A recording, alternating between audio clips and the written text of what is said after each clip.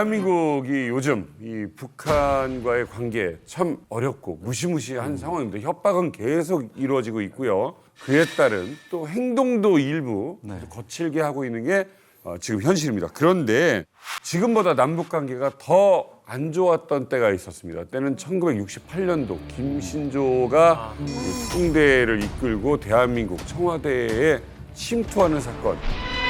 1월 21일 밤 10시경 관군의 무장 간첩단이 어둠을 타고 감히 서울까지 와서 난동을 부렸습니다.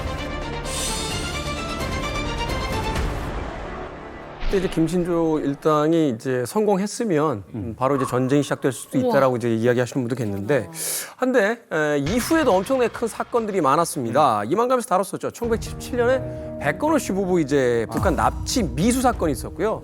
78년도에는 최은희 신상옥 감독의 납북 사건. 그러니까 이제 말하자면 전면전의 형태를 띠었던 도발도 있었습니다만, 유명 인사들을 이제 납북해서 말하자면 이제 어떤 사회적 혼란도 주고 또 자신들의 어떤 정치적인 그 목적도 이루려고 했었고, 하지만 가장 큰 사건이라고 한다면 역시 1988년 우리들이 가장 자랑스럽게 생각했던 서울 올림픽을 앞두고 벌어진 칼기 폭파 테러 사건.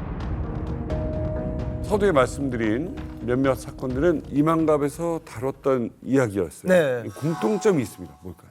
일단 공통점은 좀 쉽습니다. 사실 다 모든 공통점이 북한에 있다. 이 사건은 다 북한에서 일어난 일이다. 북한이 의해서. 그렇죠. 네, 그런 공통점을 찾았습니다. 그렇죠. 자, 그런데 이 모든 사건들의 또 공통점이 하나 더 있습니다. 바로 이 책. 바로 이 책. 이 책의 저자 마이클 리라는 인물입니다.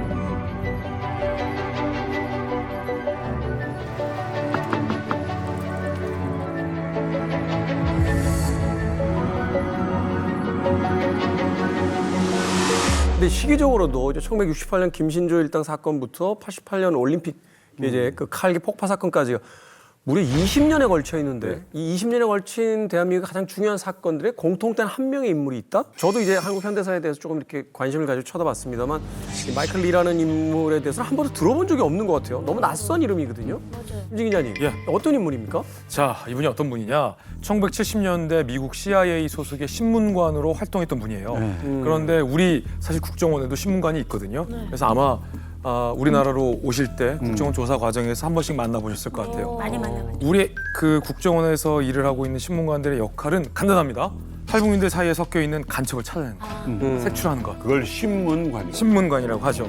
그런데 이제 당시에 이제 CIA에 수속돼 있던 신문관들은 더 많은 활약을 했던 거죠. 그래서 아까 칼기 폭파범 김현희도, 청와대 스피커였던 김신조도, 이 마이클 리 씨가 다 신문을 맡았던 거죠. 그런데 지금도 그렇지만 미국 정보 당국에서 국적이 다른 출신을 잘 안 뽑으려 하는 경향이 있어요. 그 이유는 타국의 간첩이나 이중 스파이일 가능성을 정보기관이니까 극도로 이제 염려를 하는 거죠.